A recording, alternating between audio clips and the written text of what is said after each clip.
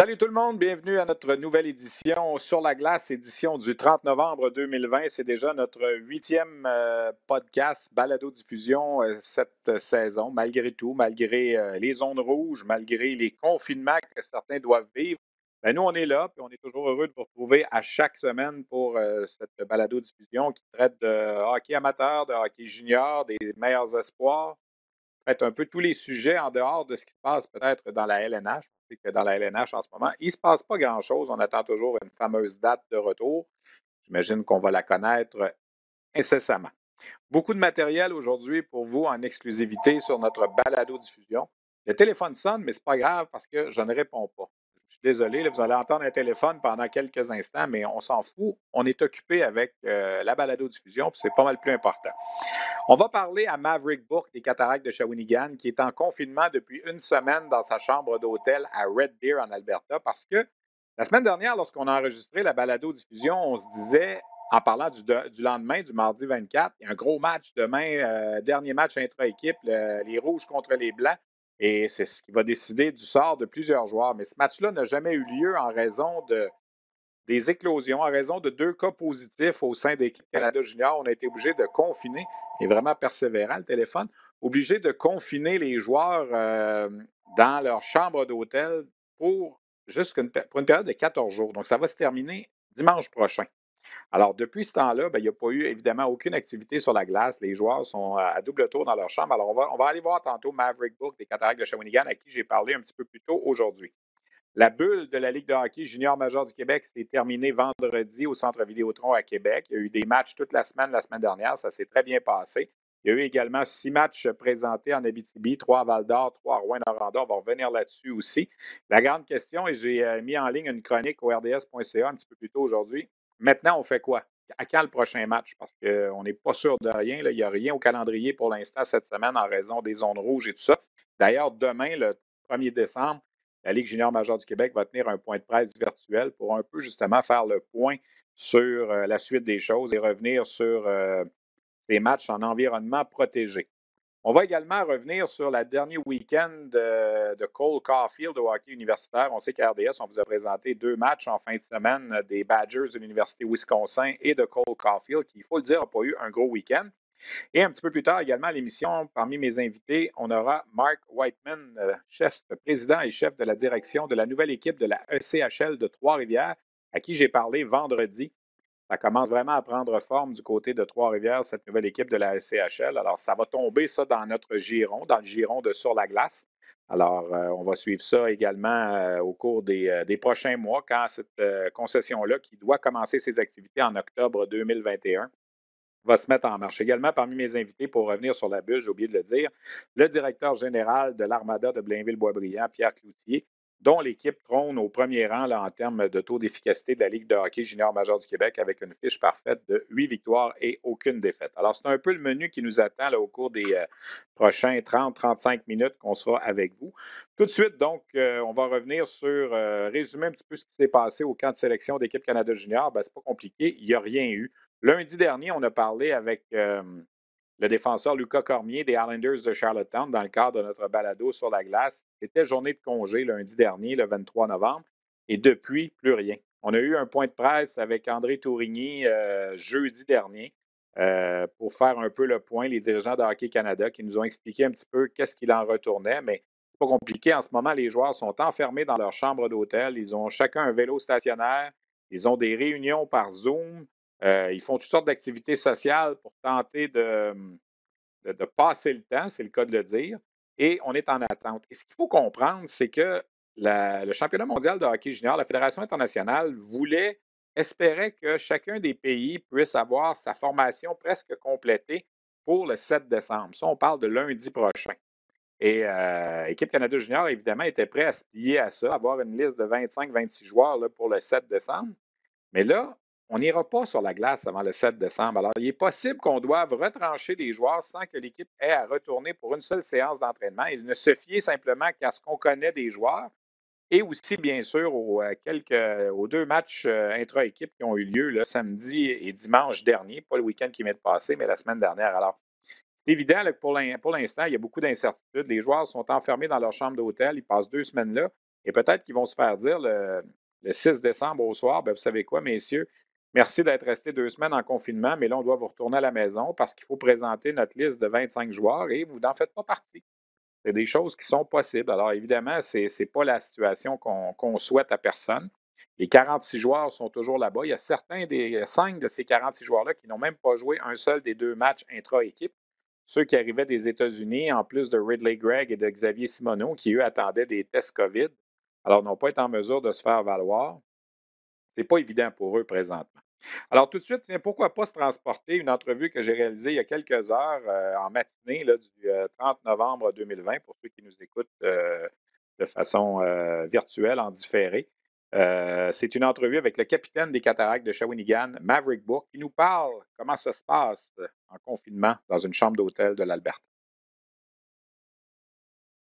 On le rejoint en confinement dans sa chambre d'hôtel à Red Deer, où il a dû probablement analyser tous les recoins, compter les tuiles au plafond, on ne sait trop, mais Maverick Bourque des Cataractes de Shawinigan, je pense la première question, Maverick, comment on vit ça? Là? Vous êtes à 50% de votre confinement de terminé. Là. Ça se passe comment enfermé dans une chambre d'hôtel en Alberta? C'est sûr que c'est pas la vraie vie. Tu peux pas sortir de ta chambre, tu peux pas aller dehors. Les fenêtres s'ouvrent pas, donc t'as pas d'air. Au bout de la ligne, on fait ça pour le bien de ici, les cas augmentent. Donc, on veut être sûr que le virus ne s'étend pas. Donc, on doit respecter ça. Puis, c'est sûr qu'après avoir respecté le 14 jours, on va savoir que tout le monde va être correct. Puis on devrait peut-être plus en sécurité. Comment ça s'est passé, Maverick? Mardi matin passé, je pense que vous étiez en train de vous habiller, vous préparer à aller jouer le troisième match intra-équipe.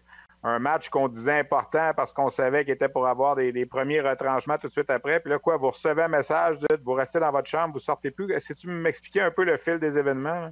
Ouais, ben dans le fond, on jouait à 10 h le matin ici. Donc,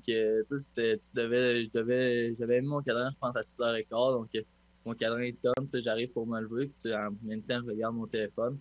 Puis, on a comme une application que tout le monde est dessus. Puis, ça disait restez dans vos chambres. Pour l'instant, on a des tests à confirmer. Il l'avait déjà mentionné auparavant avant le premier match intra-équipe, mais finalement, c'était un staff. Donc, là, dans le fond, depuis ce jour-là, on n'a pas ressorti vraiment.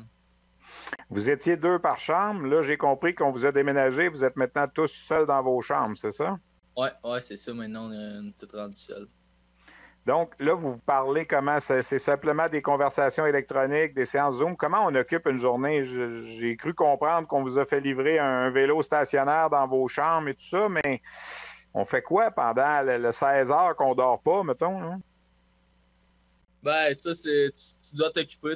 Mettons un matin ici, 9h30. Donc, je me suis levé vers 8h30, j'ai déjeuné. Puis, dans le fond, j'ai un workout à 10h avec une séance de vélo après. Donc, ça va s'étendre jusqu'à 11h30. Il y a le dîner. Après ça, on a un autre Zoom à 3h à 4h. Là, c'est plus faire un petit peu de talking à propos de la game. Puis, peut-être il y en a qui font des petites présentations sur des petites affaires. Puis après ça, on a un autre Zoom le soir après le souper. Là, c'est plus social, des activités ou des trucs comme ça. On a entendu Donc, parler, on a entendu parler de pool de NFL, de tournois de quoi, de PS4. Comment ça se passe, là? ouais, c'est ça. On a fait un pool à NFL. On a fait un tournoi de roche-papier-ciseaux. On était supposé jouer au poker, mais le Wi-Fi ici était pas assez solide pour que tout le monde puisse jouer. Donc, puis ce soir, on devrait avoir une autre activité. Un tournoi de roche, papier, ciseaux. J'aimerais ça que tu me développes ça un petit peu, s'il te plaît. Ouais. Ben, dans le fond, t'avais 4 groupes, puis dans le fond, t'étais peut-être 12 par groupe, puis là, fallait faire un gagnant de chaque groupe. Donc, t'étais face à face avec ton adversaire sur Zoom, puis tu faisais roche, papier, ciseaux. Puis le gagnant passait à l'autre étape. OK, c'était pas ça la définition que tu avais de ta première participation au camp de sélection d'équipe Canada Junior. Là. Quand tu vas raconter ça dans 20 ans, 25 ans, quand ta carrière va être terminée, là, on va avoir de la misère à croire tout ça, dans le fond. Là. C'est sûr que non. Je pense que la première semaine, c'est ce que je m'attendais, mais pour le reste, tu t'attends jamais à ça. Donc, ça prouve que personne n'est à l'abri du COVID. Là. Maverick, qui a gagné le tournoi de roche-papier-ciseaux? Il n'est pas encore terminé. Il reste les 4 gagnants. Probablement ce soir, ça va se terminer. Fait que c'est un gros événement ce soir qui vous attend là, de regarder le tournoi. Là. T'as pas passé la première ronde, quoi? Non, moi, j'ai une première ronde, j'ai été éliminé en 7, donc je me dois de regarder ça. Bon, OK, on va revenir un petit peu plus sérieux, Maverick. Vous êtes conscient qu'on ne gardera pas, évidemment, tous les joueurs en place. Est-ce que dans ta tête, tu te dis, je fais peut-être ce 2 semaines-là, puis au bout du 2 semaines, on va être obligé de retrancher des joueurs, puis peut-être que je vais passer dans ces joueurs-là, puis je vais avoir fait tout ça pour, pas pour rien, là, mais peut-être pas pour jouer dans l'équipe cette année. Est-ce que, j'imagine, quand les joueurs, vous parlez de ça en ce moment?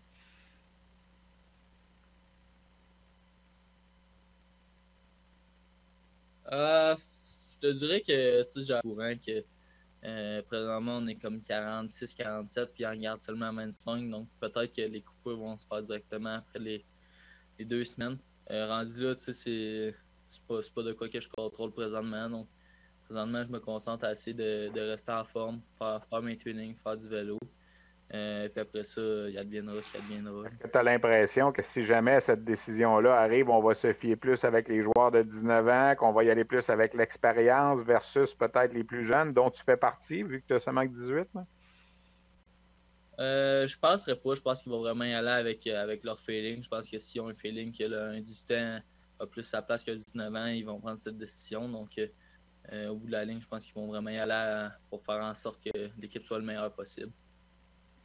Quand on vous parle, on parle beaucoup de santé mentale depuis le début de la pandémie, des gens qui trouvent ça difficile. Vous autres, les jeunes, vous êtes là, vous êtes habitués de bouger, d'être sur la glace à peu près à tous les jours, vous êtes en santé, puis est-ce que c'est difficile mentalement de vivre tout ça? Là, à un certain moment, c'est bien beau là, d'avoir des zooms, des tournois de roche-papier-ciseaux, mais c'est pas évident à vivre mentalement. Là. Je te dirais que tu sais, le fait d'être ici, tu sais pourquoi tu es là.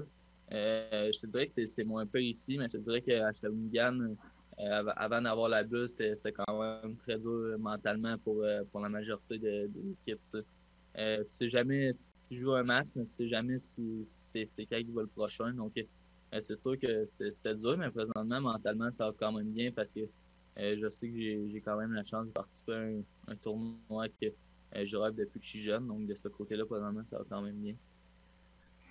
André Tourigny nous disait la semaine dernière que la façon dont les joueurs réagissent à cette épreuve-là, à cette adversité-là, ça peut leur en dire beaucoup sur le genre de personne que vous êtes pour peut-être éventuellement jouer dans l'équipe puis tout ça. Est-ce que tu sens qu'il y a des gens qui ont pris le leadership un petit peu à travers l'épreuve? Puis toi, là-dedans, est-ce que tu es habitué d'être un capitaine aussi? Est-ce que tu embarques dans ce mouvement-là, à essayer de prendre le leadership un petit peu? Ben, c'est sûr que c'est quand même plus. Il y a comme des groupes comités, mettons, il y a peut-être 5-6 joueurs qui s'occupent des repas, des activités qu'on fait. Donc, c'est plus les vétérans de l'année dernière. Moi, je te dirais que j'essaie plus de suivre la roue puis embarquer avec les gars puis juste faire mes petites affaires. J'imagine qu'on est en contact avec la famille. Dieu merci, les FaceTime sont permis en confinement, puis tout ça, les réunions, puis tout ça. J'imagine que tu as regardé jouer ton équipe aussi quelques fois la semaine dernière dans la bulle. Comment est-ce qu'on passe le temps avec ça aussi? Là? Ouais, ben dans le fond, j'ai pas regardé 5 des 6 matchs finalement. On avait commencé avec 3 défaites. Après ça, on a eu 3 victoires pour finir. Puis c'est sûr que les FaceTime puis tout, comme ça, je peux garder contact avec ma famille. Puis on s'appelle pas mal tous les jours. Là. Ben écoute, Maverick, on va te souhaiter bonne chance. On va te souhaiter que ça va bien se passer à la sortie de cette bulle-là, d'espérer que tu auras la chance de te faire valoir pour essayer de te tailler une place dans l'équipe. Merci d'avoir pris le temps de discuter avec nous. C'est très apprécié. Puis bon courage et continue à pratiquer ton roche-papier-ciseaux, essayer de faire mieux la prochaine fois. Là. Merci beaucoup. Alors voilà, toujours sympathique, le capitaine des Cataractes de Shawinigan. J'avoue qu'il m'a un peu déstabilisé avec le tournoi de roche-papier-ciseaux, mais quand on a du temps à passer, comme on dit en virtuel, ce qu'il m'a raconté après l'entrevue aussi, il dit à un certain moment, le signal Internet dans l'hôtel où les joueurs se trouvent n'était pas adéquat. Et on va prendre l'expression à l'aise, les images laguaient un petit peu. Alors là, il dit on faisait notre roche, notre papier ou notre ciseau, puis Il dit des fois, ça bloquait, puis là, on se demandait toujours si l'autre joueur avait triché parce que ça avait, entre guillemets, lagué un petit peu. Alors, c'est pour passer le temps, évidemment. Et là, il m'a confirmé qu'il n'y avait pas de joueur de la Ligue junior majeure du Québec dans le Final Four là, du tournoi de roche-papier-ciseaux qui va prendre fin ce soir. On rit, mais quand même, c'est pas évident à passer au travers. Ils en ont une semaine de fait. Alors, si jamais les joueurs de la LHJMQ écoutent notre balado-diffusion, ben, je les salue et je leur souhaite bonne chance pour la suite des choses. La suite des choses, ce sera la semaine prochaine. On va sortir de cette bulle-là, en principe, le 7 décembre. Alors, les matchs contre les étoiles universitaires qui devaient avoir lieu le week-end qui vient de passer et le week-end prochain sont évidemment annulés. Reste à voir si on va garder à l'horaire ceux du 12 et du 13 décembre, qui devaient être les deux derniers là, avant que l'équipe ne se déplace vers Edmonton. Dans les pourparlers que j'ai entendus aussi, il n'est pas impossible que l'équipe déménage à Edmonton dans la bulle un petit peu plus rapidement lorsque le confinement sera terminé à Red Deer. Il y a beaucoup, beaucoup de points d'interrogation en ce moment concernant la suite des choses pour le camp de sélection et bien sûr la composition de l'équipe. Et là, je n'ai même pas encore parlé du dossier d'Alexis Lafrenière, qui évidemment est sur la glace avec les Rangers de New York, dépendamment évidemment du début de saison dans la Ligue nationale de hockey. À quelle date ce début de saison-là va être fixé? Et ça non plus, au moment où on enregistre le 30 novembre en après-midi, on n'a toujours pas de nouvelles. Alors voilà donc un peu qui complète notre partie sur le camp de sélection d'équipe Canada Junior. Revenons maintenant sur les activités de la Ligue de hockey junior major du Québec et cette fameuse bulle, ces matchs en environnement protégé qui ont eu lieu la semaine dernière, en fait, les 2 dernières semaines à Québec. Il faut lever notre chapeau, je pense, aux dirigeants de la LHJMQ qui ont monté ce projet-là, les propriétaires des 7 équipes qui ont participé, qui ont dû débourser des frais importants, ne serait-ce que pour les tests de COVID. On a fait subir 5 tests à tous les membres de chacune des équipes qui étaient dans les bulles. Alors, c'est extrêmement dispendieux. La location, évidemment, du centre Vidéotron, tout ça aussi. Mais ça s'est terminé vendredi, donc, avec, je pense, il faut le dire, beaucoup de succès. Et félicitations également à l'Armada de Blainville-Boisbriand, qui a été la seule équipe invaincue pendant cette bulle. 6 victoires en 6 matchs. L'Armada qui avait gagné 2 matchs en début de saison avant l'éclosion, là, après le premier week-end. Donc, l'Armada a une fiche parfaite de 8 victoires et aucune défaite. La Ligue junior majeure du Québec a disputé jusqu'à maintenant 111 matchs. Si on prend le calendrier régulier qui avait été publié en début de saison, qui a commencé le 2 octobre, on devrait avoir 163 matchs de jouer en ce moment. C'est donc dire qu'il y a 52 matchs à venir jusqu'à présent là, qui ont été mis sur la glace pour toutes sortes de raisons. Évidemment, les zones rouges, les éclosions, les cas isolés qu'on a eu également dans les maritimes au cours des 2 dernières semaines. Mais c'est 111 matchs de jouer de plus que à peu près toutes les ligues en Amérique du Nord, certainement, assurément les ligues de l'Ontario et de l'Ouest qui, elles, n'ont toujours pas commencé. Alors, je pense que là-dessus, il faut souligner le travail qui a été fait là, par les dirigeants de la Ligue de hockey junior majeur du Québec. Certes, il y a des équipes là, qui sont en carence de matchs. Je pense évidemment au Phoenix de Sherbrooke, qui n'a joué que 5 matchs depuis le début de la saison. Il y a plusieurs formations qui ont 15 ou 16 matchs de jouer en 2 mois, ce qui est relativement très normal. On parle de 2 matchs par semaine là, pendant 8-9 semaines. Alors, c'est un rythme qui est, je dirais, presque normal. On sait qu'on joue habituellement 2 matchs et demi par semaine là, dans la Ligue de hockey junior majeur du Québec, plus ou moins. Alors, les choses se passent quand même relativement bien pour plusieurs formations, mais il va falloir que d'autres équipes là, puissent être en mesure de jouer des matchs éventuellement, dont bien sûr le Phoenix de Sherbrooke qui a 5 défaites en 5 matchs et qui n'a pas joué.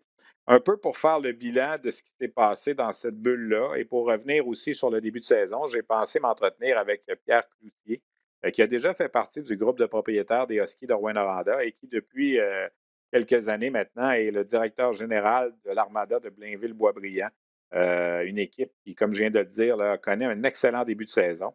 Alors, on a fait une brève discussion avec Pierre Cloutier ce matin, toujours de commerce agréable.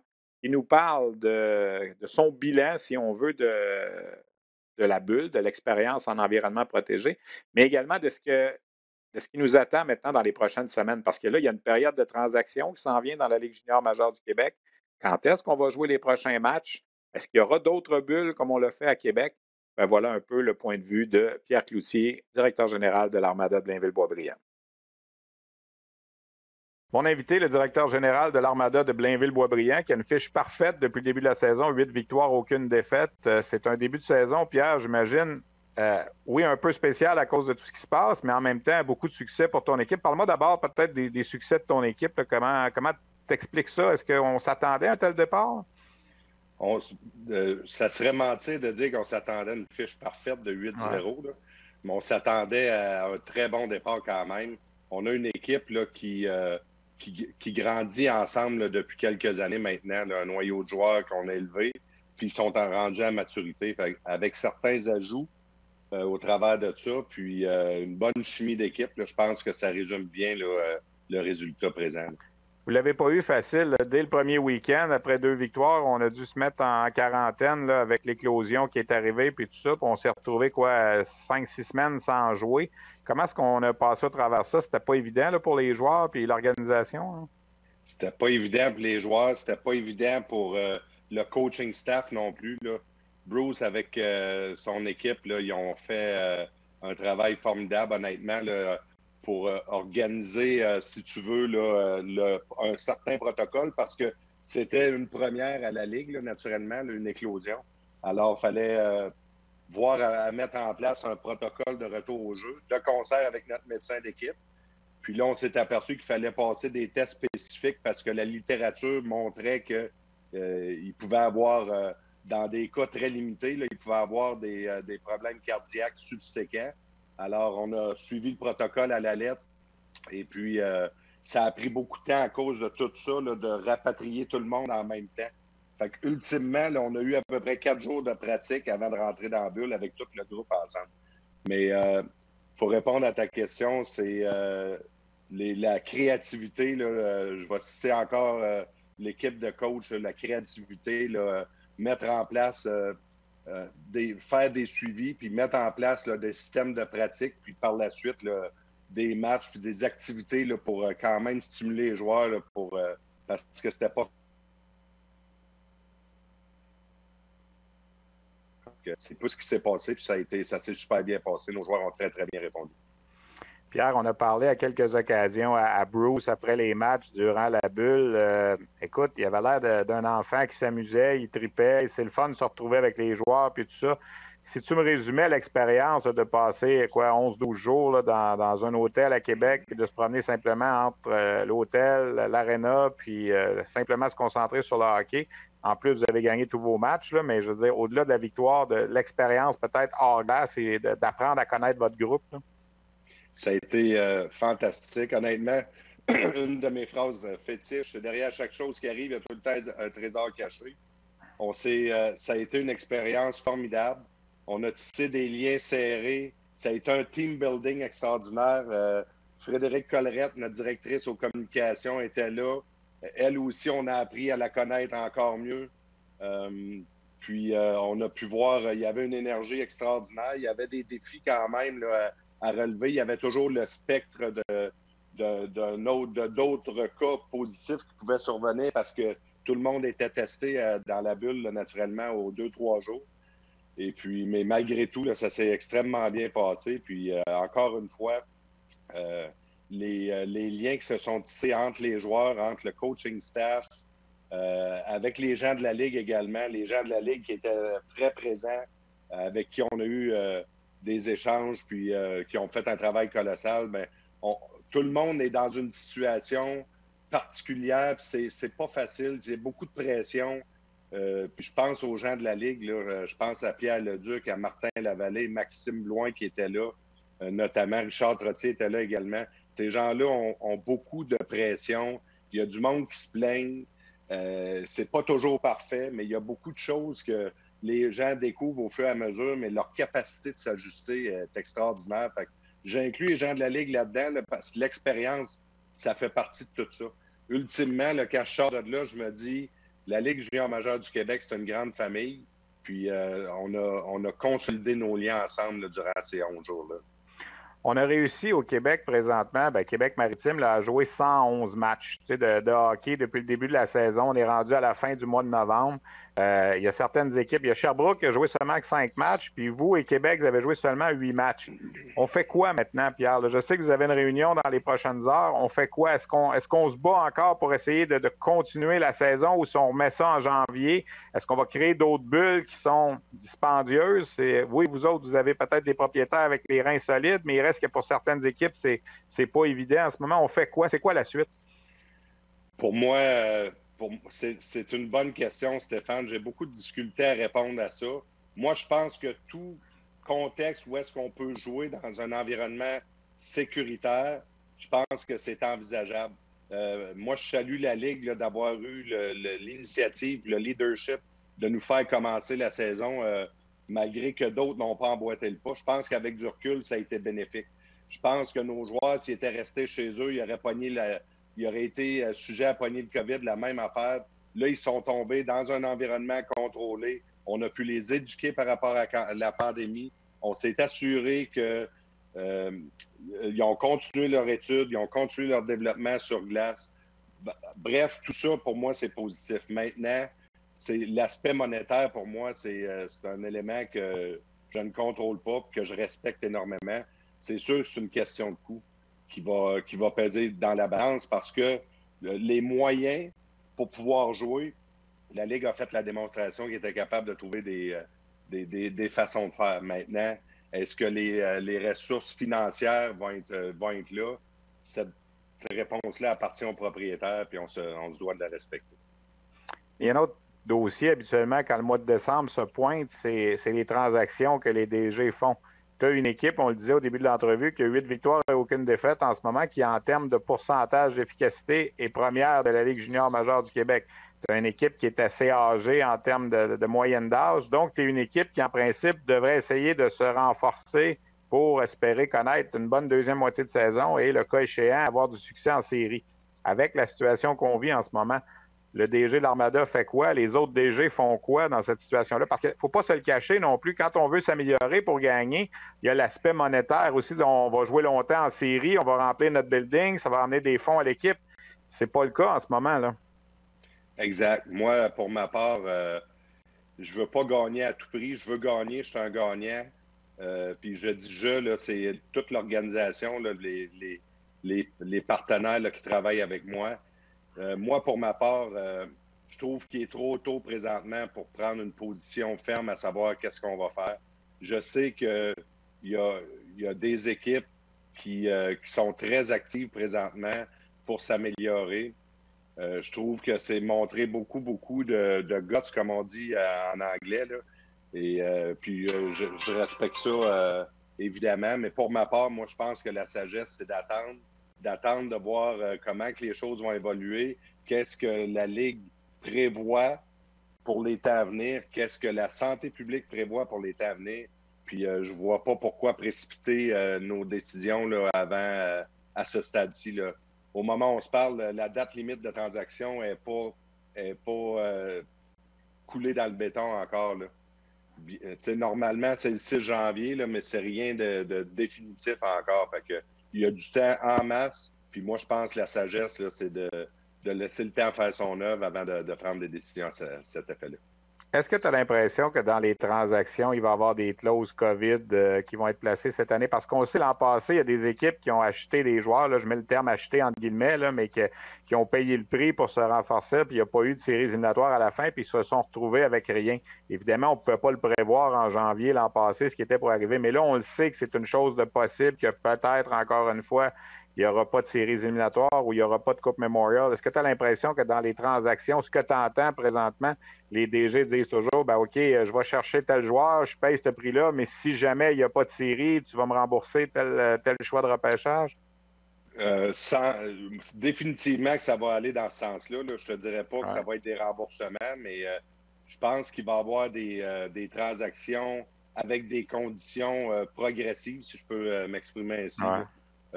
Pour ne pas te le cacher, là, la transaction de Mathias Laferrière a été bâtie comme ça. C'est basé sur un nombre de matchs qu'on va jouer, puis l'atteinte de séries éliminatoires, et etc. etc. Là. Fait que, je pense que c'est sage d'y aller vers cette voie-là, puis je pense pas que personne va prendre un risque à 100% total, là, juste d'un côté unilatéralement. Là. Je pense que le risque se doit d'être partagé naturellement, puis tant les équipes vendeuses que les équipes acheteuses vont comprendre ce principe-là, puis vont s'ajuster. Dans ton fort intérieur, si je te demandais une question, le pourcentage de chances d'évaluer qu'il va y avoir un tournoi de la Coupe Memorial cette année? En pourcentage, je vais dire le chiffre plate, 50%. Puis la raison pourquoi je dis 50%, moi, personnellement, une Coupe Memorial sans personne dans les estrades, je pense pas que ça peut avoir lieu.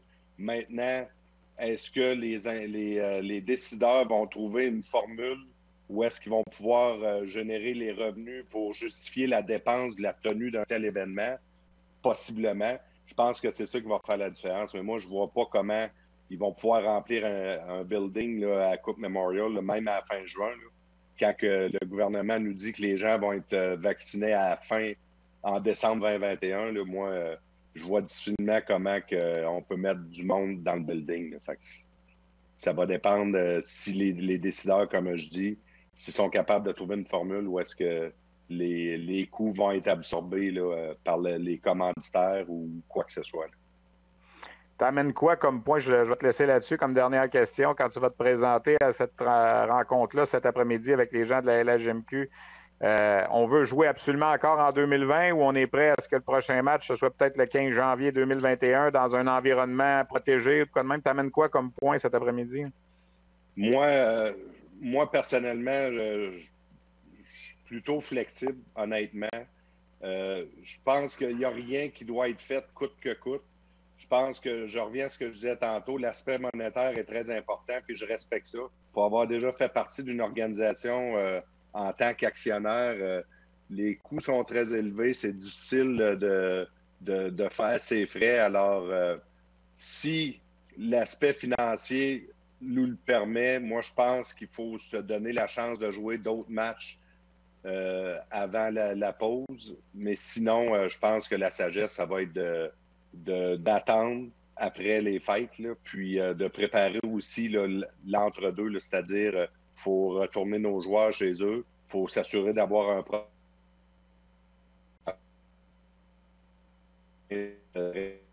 revenir dans les bonnes conditions.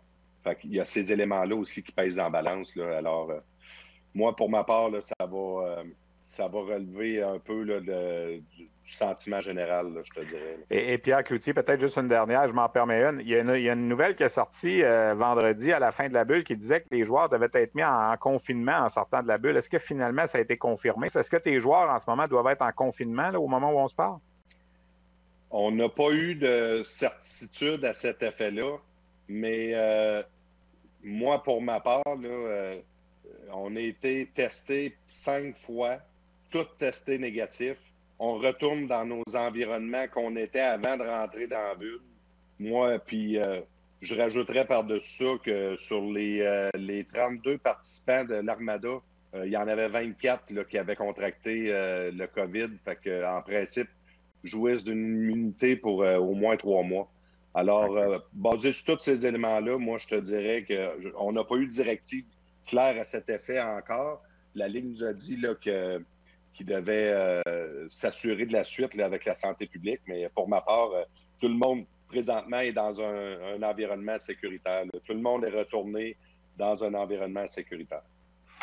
Pierre, merci beaucoup d'avoir pris le temps de jaser avec nous aujourd'hui. Très apprécié. Puis félicitations pour le début de saison. On vous souhaite que ça continue. Merci beaucoup. Merci Stéphane, très apprécié. Bonne journée. Alors voilà, c'était Pierre Cloutier, directeur général de l'Armada de Blainville-Boisbriand, qui nous parlait un peu de ses observations, de ses réactions face à tout ce qui se passe présentement dans la LHJMQ.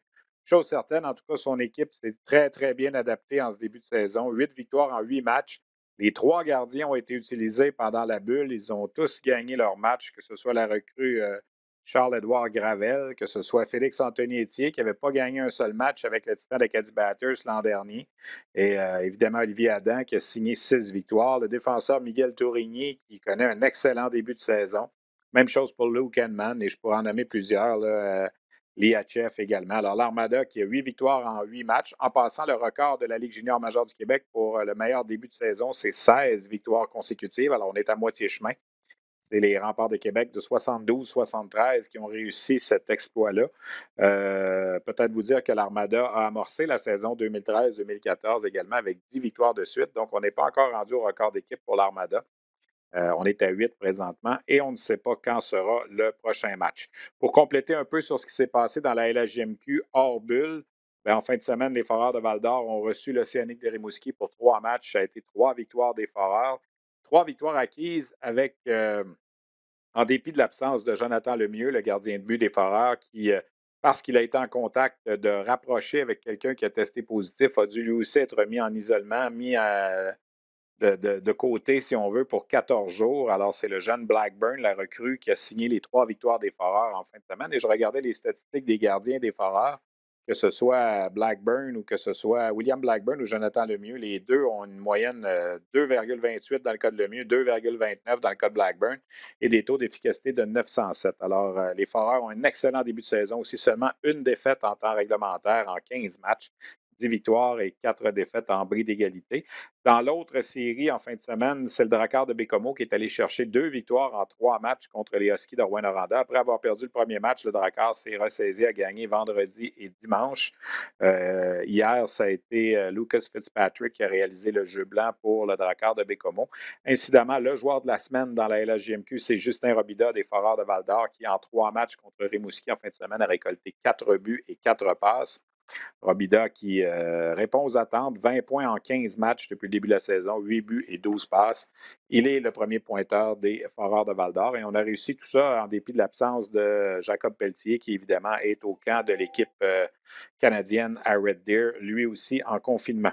Autre nouvelle également qui est sortie un petit peu plus tôt aujourd'hui, le 30 novembre, le défenseur des Saguenay-Chicoutimi, Artemi Niazev, avait été d'abord ignoré par la sélection russe pour le mondial junior. Et ça avait fait damner un petit peu Yannick Jean à Chicoutimi parce qu'on le sait, les équipes de la LHJMQ espèrent profiter de la présence de ces joueurs-là au championnat du monde à Edmonton pour par la suite les récupérer, comme ces joueurs-là seront déjà au Canada et qu'ils auront traversé la frontière.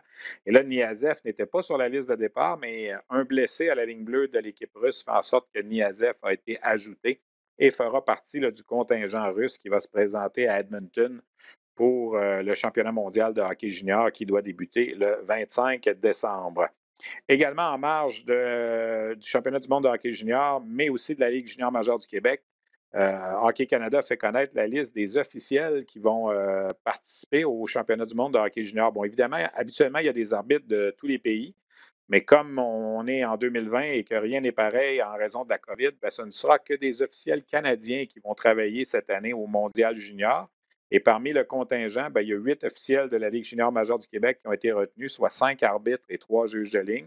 Alors, je vais les nommer. Alexandre Garon, Olivier Gouin, Guillaume Labonté, Kevin Maillé et Mathieu Menetti seront 5 des arbitres en devoir dans la bulle à Edmonton. Il y a également 3 juges de ligne, Guillaume Brunel, Maxime Chaput et Jonathan Deschamps. Alors, félicitations, messieurs. Et vous serez peut-être un de vous parmi les premiers à arbitrer des matchs du Canada, parce qu'évidemment, au championnat mondial, habituellement, l'arbitre du pays d'origine ne travaille pas dans les matchs qui impliquent son pays. On a également officialisé la semaine dernière la nomination de Marc-André Bergeron comme directeur général de la nouvelle équipe ECHL de Trois-Rivières qui va faire ses débuts dans ce qu'on appelait avant la East Coast Hockey League, qui ne s'appelle plus la East Coast, mais qui a gardé les initiales ECHL. Ça, c'est un autre débat qu'on pourra reprendre à un certain moment. Mais la ECHL, si on veut, est la 3e ligue en importance en Amérique après la Ligue nationale, la Ligue américaine. Et Trois-Rivières, là, il reste quelques virgules à régler, mais aura sa concession en 2020-21. Le président et chef de direction de cette équipe-là, c'est Mark Whiteman. On l'a déjà reçu Sur la glace après son départ du Rocket de Laval en février dernier. Alors, j'ai fait un brin de jasette avec Mark Whiteman pour nous parler un peu de quel sera, si on veut, le plan d'affaires et l'origine, dans quelle direction va s'en aller cette équipe-là à Trois-Rivières de la ECHL. C'est un calibre qu'on connaît moins au Québec. Il n'y a jamais eu d'équipe de la ECHL en sol québécois. Alors, Mark Whiteman, avec qui je me suis entretenu vendredi, nous parle donc des grandes lignes du lancement de cette concession qui va faire ses débuts en octobre 2021. Mon invité, c'est le président de l'équipe de la ECHL de Trois-Rivières, Mark Whiteman, qu'on a bien connu auparavant, notamment avec le Rocket de Montréal. Mark, merci d'avoir accepté l'invitation. Plaisir. Premièrement, Mark, comment c'est lancer une équipe de hockey en pleine pandémie? Je pense que c'est déjà pas évident comme nouveau projet, mais de partir ça dans un moment où ça ne doit pas être facile d'approcher des commanditaires, des partenaires, puis tout ça, c'est un défi qui est encore plus grand, je pense. Bien, je pense que le fait que tout le monde s'attend à ce qu'en 2021, que les choses tranquillement se replacent. On a eu des bonnes nouvelles dans les dernières semaines à propos des vaccins. Donc, la bonne nouvelle dans notre cas, c'est qu'on n'est pas appelé à faire des matchs dans notre nouveau Colisée puis à inviter des gens à venir s'asseoir dans une foule pour voir un match pour encore près de 11 mois. Donc, seulement octobre 2021. Donc, je crois que ça nous permet de... On n'a pas une boule de cristal non plus, là, comme tout le monde, mais je pense qu'on peut se permettre d'envisager un été 2021 qui devrait voir un retour un peu plus vers la normale, si je peux dire ainsi. C'est un terme dangereux de ce temps-ci. Donc, on espère qu'à l'automne prochain, les choses seront de retour. Donc, pour approcher des clients, pour approcher des commanditaires et tout, ben, c'est dans cette optique-là que ça se fait. Le modèle d'affaires, Marc, d'une équipe ECHL à Trois-Rivières, ça va être quoi? Ça prend combien de spectateurs? C'est quoi un peu, si tu nous parlais un peu, c'est quoi cette ligue-là pour les gens qui ne sont pas au courant? Tu sais, c'est une ligue qui est en bas de la Ligue américaine en termes de calibre et tout ça, mais c'est quand même un circuit professionnel là, que plusieurs joueurs ont joué et ont atteint la Ligue nationale par après. Oui, puis je suis content que tu me poses la question parce que justement, ça va être un de nos premiers défis. Ça va être d'apprendre aux Québécois c'est quoi la ICHL, c'est quoi le contexte, qui sont les joueurs, ça mange quoi en hiver. C'est très méconnu au Québec. Il n'y a jamais eu d'équipe de la ICHL d'ailleurs. Il y en a seulement 2 au Canada présentement, à Brampton et à Terre-Neuve. C'est un peu le même défi qu'on avait avec le Rocket à Laval il y a 3 ans, quand la Ligue américaine a fait un retour au Québec depuis une absence d'une trentaine d'années. Et c'est autant la Ligue américaine que la Ligue ECHL, c'est des ligues qui ont évolué énormément, puis je sais que tu connais ça même mieux que moi. Ça a évolué beaucoup dans les dernières décennies, au niveau du calibre des joueurs, au niveau de la vocation de la Ligue comme vocation de développement, au niveau de la business et de la façon que ces équipes-là sont gérées. C'est comme tous les sports professionnels en Amérique du Nord dans les derniers 10, 15, 20, 30 ans, ça évolue à vitesse grand V au niveau du côté commercialisation et la qualité du spectacle. Et je ne parle pas juste de ce qui se passe sur la glace. Donc, il va falloir éduquer les gens pour leur faire comprendre c'est quoi la ICHL. La ICHL, c'est effectivement la 3e ligue professionnelle en importance en Amérique du Nord. Et si je peux prendre l'analogie du baseball, ben, si la Ligue nationale de hockey, c'est les Major Leagues, la Ligue américaine, c'est le 3A, ben, la ICHL, c'est le 2A. Donc, c'est le 3e niveau et le 2e niveau de développement au niveau d'une équipe de la Ligue nationale de hockey. Et présentement, 25 sur les 26 équipes dans la ICHL sont affiliées avec une équipe de la Ligue nationale. On le sait maintenant que dans la Ligue américaine, il y a 31 équipes affiliées à 31 équipes de la Ligue nationale. Ce n'était pas le cas jusqu'à là, quand même assez récemment. Et c'est la tangente dans la Ligue nationale maintenant de compléter le trio au niveau du développement des joueurs. Et moi, je prédis que d'ici 5 ans, les 32 équipes, maintenant, il faut penser à Seattle, auront chacune une équipe de la Ligue américaine et dans la ICHL. Le naturel, c'est de s'associer avec le Canadien et le Rocket de Laval. Je sais qu'il n'y a rien de confirmé et qu'on ne veut pas trop confirmer ça, mais ça va presque de pair. Là. Je veux dire, c'est pratiquement sûr que c'est ça qui va arriver. Mais je pense que pour les partisans et pour tout le monde, ça serait un scénario non seulement envisageable, mais souhaitable.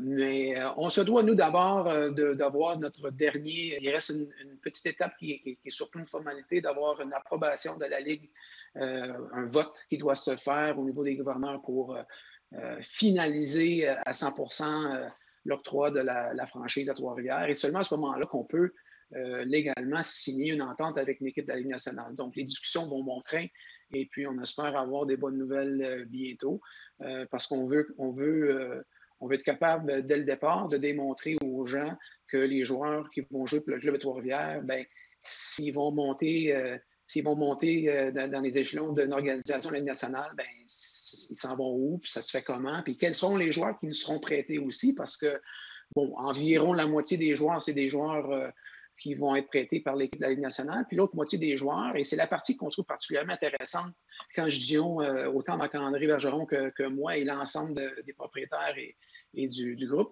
Ce qui est particulièrement intéressant pour ça, c'est que la moitié des joueurs, ça va être à nous d'aller les chercher, ça va être à Marc-André d'aller les recruter, les signer. Et donc, ça va nous donner l'occasion d'aller chercher les joueurs qui ont récemment gradué de la Ligue junior majeure du Québec pour les faire venir, qui ont passé en dessous du radar, qui n'ont pas été repêchés pour plein de raisons, mais qui méritent une chance ou qui ont besoin de peut-être une année ou deux de plus de développement avant de pouvoir atteindre la Ligue américaine et peut-être éventuellement la Ligue nationale. Donc, on veut être capable de combler un peu ce manque-là. C'est comme il manquait une marche dans l'escalier pour se rendre au rang professionnel au Québec. Et les joueurs ces joueurs-là ont toujours été obligés de se déplacer, aller jouer ailleurs en Amérique du Nord pour peut-être justement une équipe de la East Coast, la ECHL, excuse-moi, on en parlait tantôt, il faut s'habituer au nouveau terme. Donc maintenant, on va pouvoir leur donner la chance de jouer chez eux, devant leurs partisans, devant leur famille, et pas être obligé de s'exporter ailleurs en Amérique du Nord. Marc, c'est un débat qui a fait beaucoup écho il y a quelques semaines, puis j'en ai été un peu responsable quand je soulignais que je trouvais que le Canadien ne repêchait pas assez de Québécois, puis tout ça, puis les statistiques sont là d'ailleurs, c'est pas seulement que moi qui disais ça. Est-ce que cette équipe-là ne devrait pas être, je dirais pas à 100%, parce que si l'équipe de la Ligue nationale vous prête des joueurs qui ne sont pas québécois, c'est l'exemple qu'on pourrait donner facilement pour que les gens comprennent cette année, c'est que le gardien de Trois-Rivières, s'il y avait une saison cette année, ça pourrait être Michael McNiven, qui est peut-être le 5e gardien de l'organisation en ce moment. Alors lui, il n'est pas québécois et on comprend qu'il irait probablement jouer à Trois-Rivières. Mais est-ce qu'on ne va pas tout faire pour embaucher que des Québécois dans la mesure du possible, surtout dans la partie du joueur où vous allez avoir le contrôle? Bien, absolument, absolument, pour plusieurs raisons. Puis une des raisons, c'est qu'on n'a pas besoin de regarder ailleurs pour trouver du talent qui mérite de jouer dans la ECHL. Et puis, en plus, bien, ça va être plus facile pour nous d'attirer des joueurs de notre province, puis de ne pas être obligé d'aller chercher des joueurs. Il n'y a aucune raison qu'on soit obligé. Il pourrait toujours y avoir exception si occasion vraiment extraordinaire existait. Mais la réalité est que ça devrait être une équipe qui va permettre le développement des joueurs québécois de la Ligue junior majeure du Québec de se développer une année ou deux de plus pour éventuellement atteindre la Ligue américaine, la Ligue nationale. Marc, on va se dire les vraies choses. Tu m'as dit tantôt que tu savais que j'étais au courant un peu comment ça se passait dans la ECHL.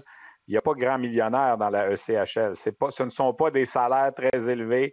C'est des conditions, des fois, qui sont un peu difficiles. Les voyages sont longs. Tu as dit toi-même tantôt, tu sais, des équipes au Canada, il n'y en a pas beaucoup. Je me souviens de Brampton qui descendait en Floride avec des 22 heures d'autobus, puis tout ça. C'est pas facile, les budgets, puis tout ça. Est-ce que vous êtes confiant là, que ça va opérer puis ça va fonctionner sans qu'on soit à l'encre rouge à chaque année? Oui, tout à fait. Je pense que premièrement, où est-ce qu'on va être situé à Trois-Rivières, en bordure de l'autoroute, à la jonction de la 55 et de la 40, juste au bas du pont La Violette. Impossible de faire le trajet Montréal-Québec sans passer devant le Colisée. Donc, facile d'accès dans le centre du Québec. Avec, oui, on peut parler du marché de Trois-Rivières et de la Mauricie en général, mais c'est beaucoup plus que ça. C'est la région tout près de Trois-Rivières, l'autre côté du pont, l'autre côté du fleuve, Victoriaville, Drummondville.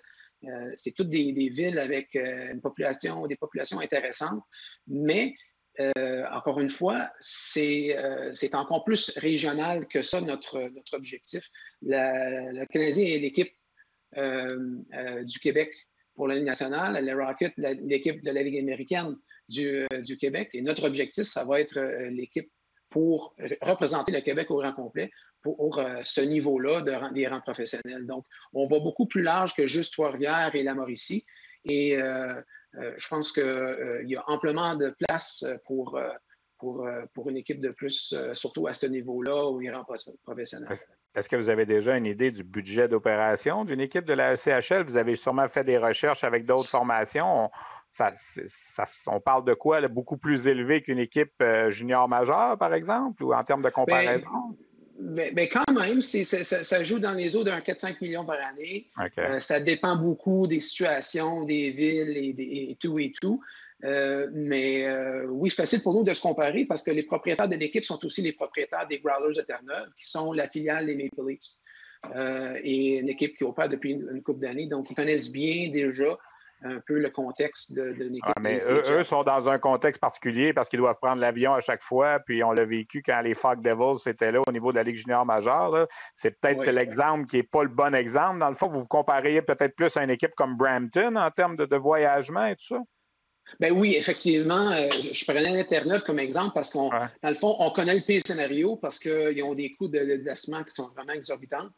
Donc, pour nous, ça serait encore ça serait un meilleur scénario, un peu comme Brampton, comme tu dis, parce que les déplacements vont être plus faciles, moins loin. Nom d'équipe, comment vous allez fonctionner? Le bon vieux principe du concours avec ta population, quoi? Oui, je pense que c'est une formule qui a été bien prouvée autant ici qu'ailleurs. Une belle façon, on croit, de pouvoir impliquer et engager avec nos partisans, nos futurs partisans. On veut entendre la population, qu'est-ce qu'ils ont à dire. Souvent, c'est de là qu'on reçoit les meilleures suggestions, des noms auxquels on n'aurait peut-être pas pensé. Donc, j'ai bien hâte de lancer justement j'espère, les prochains jours, un concours grand public. Encore une fois, oui, on va solliciter le feedback des gens à Trois-Rivières et en Mauricie, mais on veut que tous les Québécois puissent partager leurs idées avec nous, qu'on puisse choisir un nom bientôt, développer un logo, faire le design des uniformes et pouvoir lancer ça au début 2021. Est-ce qu'on veut exclure absolument le nom des Draveurs ou si on pourrait être tenté de faire revivre ça? Je pense qu'il n'y a pas d'absolu. Je pense que si on voit que la population l'exige, il va falloir écouter. Je crois qu'il y a un intérêt de créer une nouvelle image de marque, quelque chose de nouveau. C'est une nouvelle ligue, c'est une première. Et puis de se différencier un peu de l'image, pas de l'image, c'est une très bonne image, mais pas les Draveurs, c'est très associé à la Ligue junior majeure du Québec. Donc, est-ce qu'on veut aller complètement vers l'avant, quelque chose de nouveau? Ça va être à voir, mais on n'exclut rien pour le moment. Marc, on va vous souhaiter bonne chance. On va en entendre parler, c'est sûr, au cours des prochaines semaines. On aura peut-être l'occasion de refaire encore ce genre d'entrevue-là. Moi, je souligne, en tout cas, je souhaite que ce soit une équipe presque exclusivement québécoise. Je pense que tu as raison de dire qu'il y a plein de joueurs là, qui méritent de poursuivre sans s'expatrier dans des destinations assez exotiques de la ECHL qu'on connaît. Là, je veux dire, les Wichita de ce monde et tout ça. Là. Alors, tu sais, j'ai rien contre ces endroits-là, mais je pense que les joueurs vont être peut-être plus tentés de se donner une autre chance de poursuivre dans la ECHL en sachant que ça pourrait être un petit peu plus proche dans un marché situé avantageusement au Québec. Merci beaucoup, Marc. Bonne chance, puis on aura l'occasion de se reparler bientôt. Merci, Stéphane. Plaisir. Alors voilà donc le président de cette nouvelle formation qui verra le jour dans ce nouvel amphithéâtre à Trois-Rivières, comme l'a dit Marc tantôt, Mark Whiteman. À l'intersection de la 40 et de la 55, il y aura donc une autre équipe de hockey professionnel en sol québécois à compter du mois de septembre. Je veux terminer notre émission d'aujourd'hui en vous parlant de Cole Caulfield. En fin de semaine, RDS vous a présenté, dans le fond, ici, nos patrons à la programmation RDS ont été rapides sur la gâchette lorsque les matchs d'équipe Canada Junior qu'on devait vous présenter en fin de semaine contre les Golden Bears de l'Alberta ont été annulés. On s'est dit, pourquoi pas présenter Cole Caulfield et son équipe, les Badgers de l'Université Wisconsin, qui jouaient 2 matchs contre les Sun Devils d'Arizona State en fin de semaine. Avant les matchs du week-end, Caulfield connaissait un excellent début de saison. 8 points en 6 matchs. Il avait participé au pointage à chacune des rencontres de son équipe. Avait marqué 3 buts dans le dernier match de son équipe mardi dernier. Alors, on s'est dit, ça va être plaisant. Caulfield va bien, puis les gens à Montréal vont pouvoir le voir à l'œuvre. Peut-être certains pour la première fois. D'autres l'ont déjà vu, évidemment, dans des compétitions comme le Mondial des moins de 18 ans ou le Championnat du monde junior l'an dernier.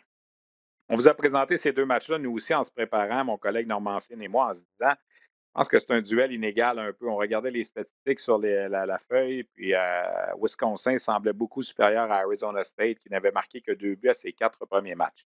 Ça n'a pas été le week-end de Cole Caulfield. Il faut être honnête. Là, il a été blanchi au cours des 2 matchs en fin de semaine. Il avait obtenu une mention d'aide dans le match de samedi. Finalement, on lui a retiré. Donc, sa séquence de match avec au moins 1 point s'est arrêtée à 6. Il a terminé le week-end donc avec aucun point au tableau personnel. Une fiche de -5. ce sont des choses qui arrivent. S'il avait marqué 5 buts, il ne fallait pas partir en part non plus. Et parce qu'il n'a pas marqué en fin de semaine et qu'il est -5, je pense qu'il ne faut pas partir en part dans l'autre sens non plus. Évidemment, les médias sociaux se sont déchaînés. On sait ce que c'est quelquefois. Et là, c'était encore une fois des commentaires du style quel flop, quel mauvais choix du Canadien, ne jouera jamais dans la Ligue nationale, pas assez gros pour suivre, tombe toujours par terre, aucune créativité. En tout cas, j'ai lu, là, je ne sais pas combien de commentaires, que ce soit sur mon fil Twitter, que ce soit sur la page Facebook de RDS. Les gens ne sont jamais dans la demi-teinte à Montréal, hein. C'est un peu la beauté et en même temps ce qui fait que ce marché-là, des fois, est difficile. S'il avait marqué 6 buts en fin de semaine, ça ne veut pas dire qu'il en aurait marqué 50 dans la Ligue nationale à sa première saison. Puis ça ne veut pas dire que parce qu'il n'en a pas marqué en fin de semaine, il ne jouera jamais dans la Ligue nationale. On est tombé sur 2 matchs en fin de semaine. Oui, RDS voulait faire plaisir aux amateurs de hockey en vous présentant ces 2 matchs-là et je pense que ça a été apprécié. On est en manque de hockey.